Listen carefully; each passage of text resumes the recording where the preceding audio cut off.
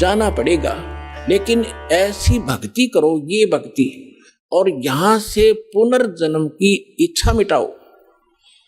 जहां आशा ता बासा होई, मन कर्म वचन सुमरियो सोई। अब भक्ति करो जब तक यहाँ हो अपना यहाँ की, क्योंकि हम यहाँ रह रहे हैं तो हमारा ये कर्तव्य कर्म यहाँ भी करने पड़ेंगे। लेकिन अब जो काम आप जिस उद्देश्य से करते थे, माया संचन करने के लिए, कोठी गार्डन खातिर, या थोड़ी सी स्पीड कम कर दो। और किस लिए कर रहे हो? बच्चों का ब्याह करना पड़ेगा, लड़की होगी दो, कैसे ब्याह होंगे, दहेज देना पड़ेगा। नहीं, कुछ ही दिनों में ये सभी समाप्त करेंगे। कोई दहेज ना लेगा ना देगा, लेगा ही नहीं कोई।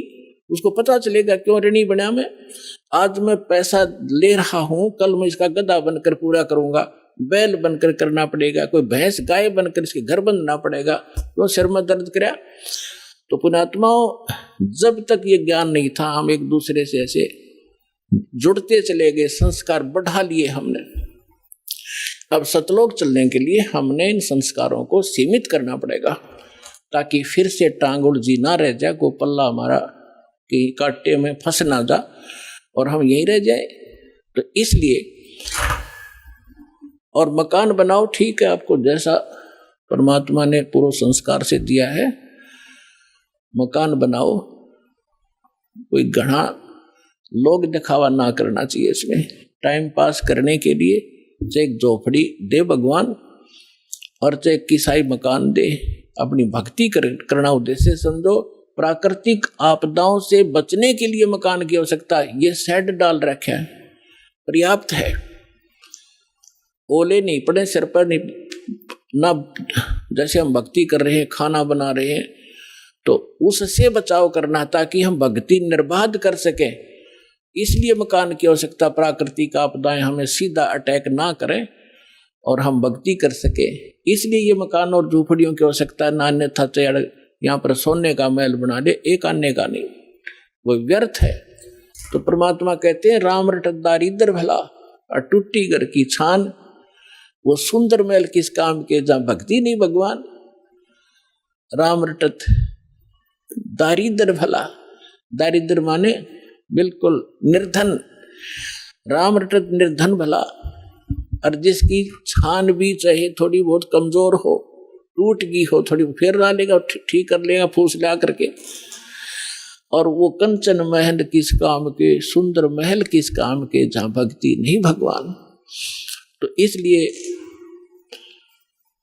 आप जी को ये परमात्मा का ज्ञान दिया जाता है ताकि आपका उद्देश्य, लक्ष्य जीवन का एकदम बदले, चेंज हो, और आपके प्रबल इच्छा हो कि हम सतलोक जाएंगे। और वहां अब इच्छा कैसे कब बनेगी, जब आपको दृढ़ विश्वास हो जाएगा कि सचमुच कोई ऐसा लोक है और वहां जो सुविधा बताई जाती है, आपकी ऐसी ही सृष्टि होगी, ऐसा ही घर होगा, परिवार होगा। अब जो बच्चे आपके हैं और आपके संस्कार से जुड़े हैं और भक्ति कर रहे हैं, कोशिश करो, अगर आपको इनसे प्रेम है, इनमें लगाओ। ये तो ममता ऑटोमेटिक है, ये हैं भगवान के बच्चे, आपके नहीं है। लेकिन यहाँ संस्कार वश हमारे ये बने हैं, हमारे निमित्त किए गए हैं, तो हमारा कर्तव्य बनता है इनको भगवान की भक्ति पर जरूर लावे। इनको भगवान की भक्ति पर लगाओगे, सच्ची भक्ति पर, तो फिर जब आप यहाँ से शरीर छोड़कर जाओगे वहां, फिर ये भी शरीर छोड़कर आएंगे वहीं, तो वहां भी आपका ऐसे ही एक परिवार बनेगा जैसा यहां बन गया। अब देखो पुण्यात्माओं, यहाँ सारे दुख हैं। गर्मी में गर्मी सतावे, सर्दी में सर्दी, और फ्लड आ जा तो घरों में भी पानी घुस जा, और भी ना जाने कितने कष्ट शरीर में हमारा लगे रहते हैं। कोड हो गया, कैंसर हो गया, अंधा हो गया, आंख फूट गई। लेकिन हम इतने ढीठ हैं, यदि हमारी मृत्यु ना हो तो इन दुखा ने भी कोई नहीं गिना। हमने मृत्यु का दुख मान रखा है, और यह मृत्यु कंपलसरी, यहाँ पर सारे दुख दे के भी मृत्यु होगी। अगर हमारी मृत्यु ना हो यहाँ, और परिवार हमारा देख कितना प्यारा लगता है।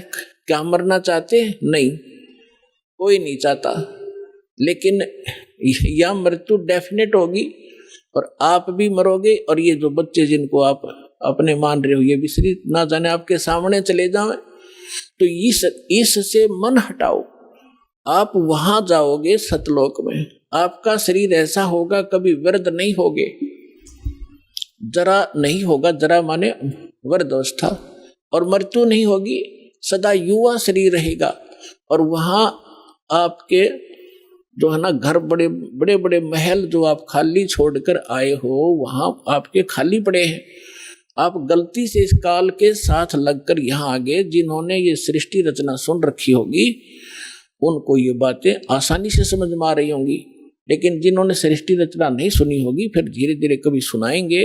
आज वो ये सुने, क्योंकि सत्संग स्थल एक ऐसा स्थान है जिसमें प्रथम कक्षा के बच्चे भी आते हैं और दूसरी कक्षा के भी, और बीए के भी यहीं बैठते हैं, और पीएचडी वाले भी बच्चे यही विद्वान हैं। एक ही सत्संग में, एक ही प्रवचन से उन सबको उसी सत्र का ज्ञान देना पड़ता है। तो ये जो जिस सत्र के बच्चों के सत्र का ज्ञान है ये दास दे रहा है, वो उसको समझ में आ रहा है।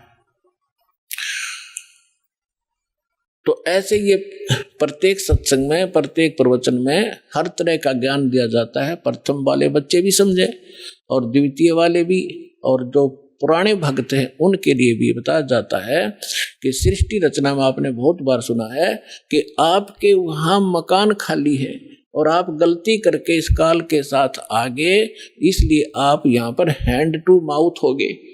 और वहाँ सारी चीज भरी पड़ी है, किसी चीज का भाव नहीं, कोई टेंशन नहीं, और वहाँ विकार नहीं जीव में गंदे। ऐसा सिंपल स्वभाव देवताओं से भी होती है। यहाँ के देवताओं में विकार है, लेकिन वहाँ के हंस, वो हंस कहे जाते हैं।